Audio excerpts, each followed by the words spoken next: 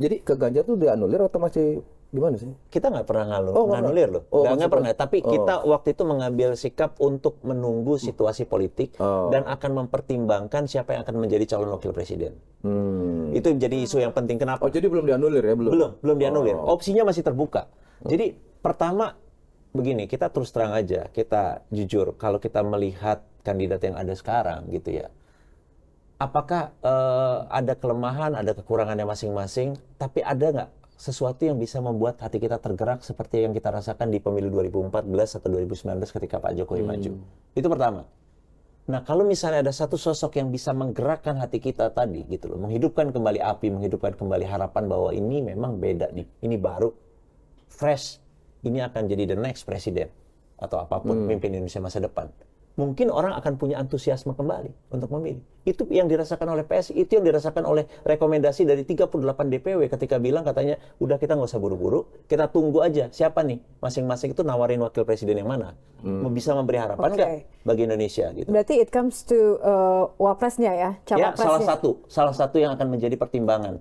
Harus salah satu nih. Salah satu, opsi masih terbuka, salah satunya akan diminta untuk memperhatikan perkembangan siapa yang akan diajukan sebagai calon wakil presiden. Dan juga sinyal dari Pak Jokowi. Termasuk siapa tahu kakaknya ketua umum. Nah, kalau ditanya misalnya gitu kan, kalau misalnya PSI boleh nyebutin gitu kan, nah ini kakak Kaisang kan juga udah sangat transparan gitu kan. Kalau boleh ditanya nyebutin kayak gimana cawapres yang diinginkan sama PSI untuk kemudian Kakaknya Kaisang.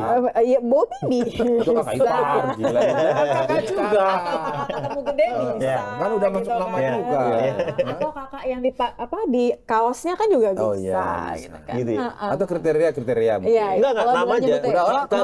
Kalau ada yang mencalonkan orang seperti Mas Gibran, mungkin PSI akan dukung. Karena apa? Oke. Ya, ini clear kan? Orang Clear kan? seperti Mas Gibran. Iya, orang yang bisa memberi harapan baru tadi. Oke. Bisa Seperti Mas Gibran. Iya.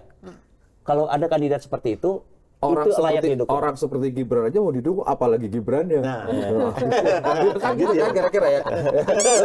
Ini konkret berarti. ya tapi ya itu Suka nih aku kalau sebut-sebut nama ini suka. Itu berarti termasuk yang disarankan oleh Presiden Jokowi? Tidak ada pembicaraan tentang itu, tapi kita merasa bahwa harus ada satu wajah muda yang fresh yang bisa memberi harapan baru. Dan di antara stok politik yang ada, yang paling mungkin itu adalah kalau Gibran. wajah muda yang fresh, kasihan Pak Prabowo dong, kan paling sepuh.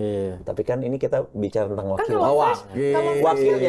Wakilnya. Kalau misalnya yang ada stoknya ini sekarang tidak bisa memberi harapan baru, minimal kita punya harapan. Oke. PSI agak hati-hati ya kalau ngomong Prabowo ya. Begitu langsung terarah gitu. Kelihatan banget kan ini wapres Gitu ya?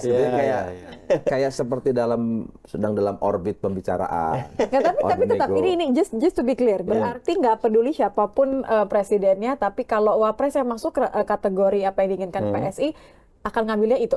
Ya, karena terus terang apa yang menjadi atau kandidat yang ada sekarang ini punya kelebihan dan kekurangan masing-masing, dan harus ada sesuatu yang lebih kuat daripada itu, sesuatu yang bisa menggugah perasaan orang. Dan menurut kami ya, sekali tentu ini pandangan yang subjektif ya, dan saya agak yakin ini akan didukung masyarakat yang luas ketika Mas Gibran misalnya bisa maju gitu ya, pasti orang akan setuju.